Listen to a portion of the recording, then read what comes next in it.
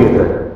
Good day, everyone. Last topic, we have discussed the different services of the internet, from email, video and chatting conference, thread, forums, and web sharing, and the different social networking sites. In this topic, we will identify now the basic manners when surfing the web, and we will observe netiquette in emailing and chatting. Before we discuss, let's have first the meaning of the word ethics. Ethics, from the Greek word ethos, means character. It refers to the rules of behavior known in respect to a particular class of human actions or a particular group, culture, etc. So today, the community of internet users includes people who are new to the environment. Those newbies are unfamiliar with the culture and do not need to know about transport and protocols. In order to bring this to new users quickly, this guide offers a minimum set of conduct in which organizations and individuals may consider and adapt for their own use. Individuals should be aware that no matter who supplies their internet access, these organizations have policies about ownership of mail and files. Be sure to check with the local authority for specific guidelines. So let's have now the top 10 netiquette guidelines. First one, use computer with courtesy. Whether a person is sending an email, chatting in a chat room, or speaking in a forum, it is important to be polite and respectful of others online. Users must always remember the golden rule. The golden rule is always remember the human. Second one is use emoticons. When communicating online, it is difficult to gauge a writer's feelings. We cannot know or we cannot understand the feelings of writers unless they use emoticons, unless a web camera or microphone is used.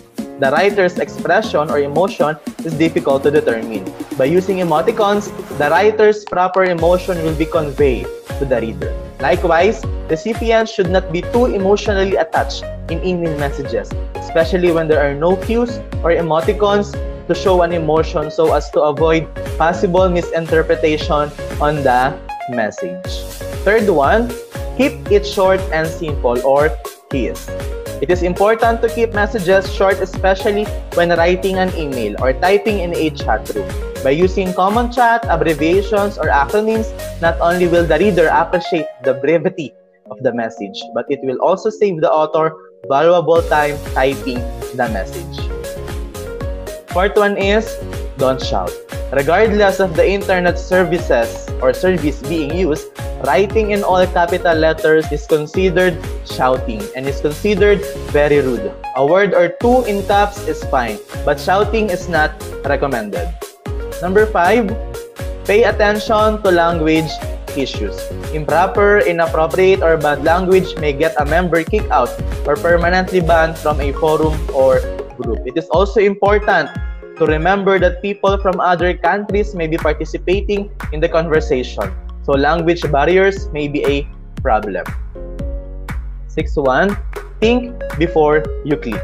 It is important to note that whatever is posted online today may come back and haunt the writer tomorrow.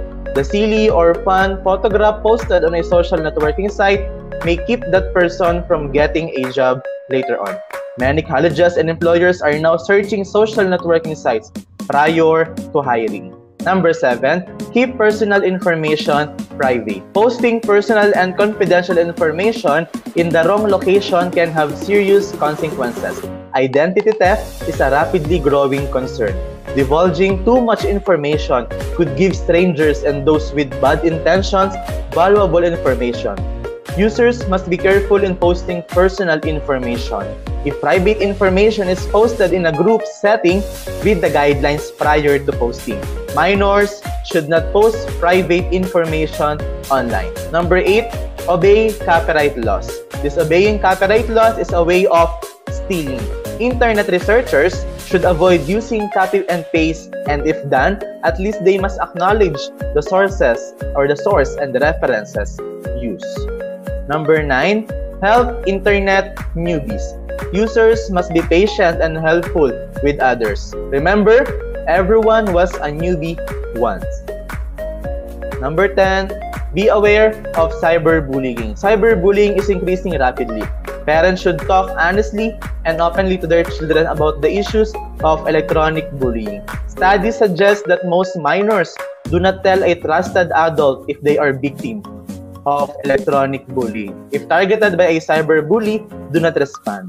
Keep all original correspondence with dates and times if possible. If the messages are of a threatening nature or safety is a concern, contact local law enforcement as soon as possible. So by following the given simple and straightforward Netiquette Guidelines, online experience will be enjoyable and safe for all.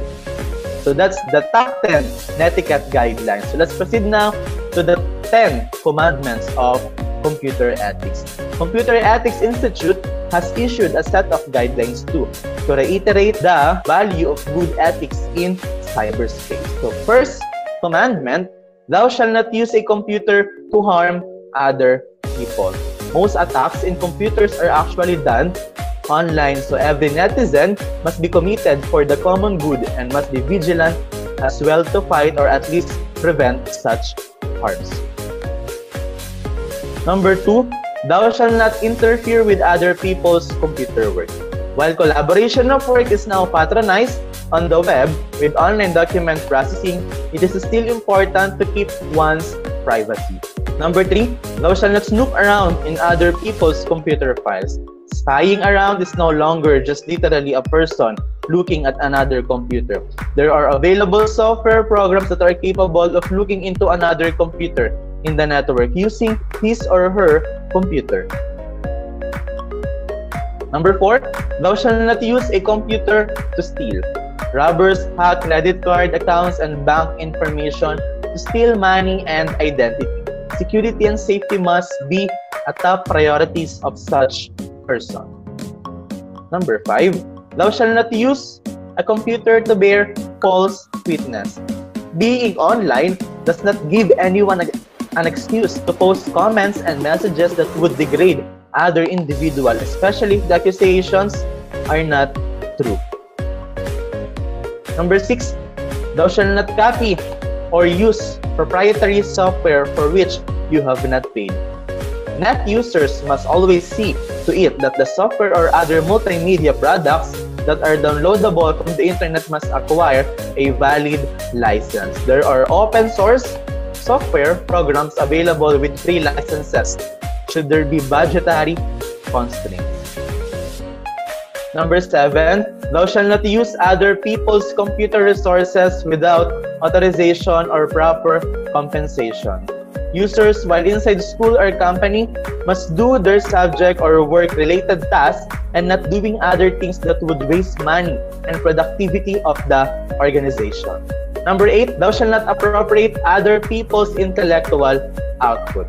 As students and researchers, quoting statements from someone else's material, even if it is available online for free, is a must. Indicate the sources on footnotes and bibliography.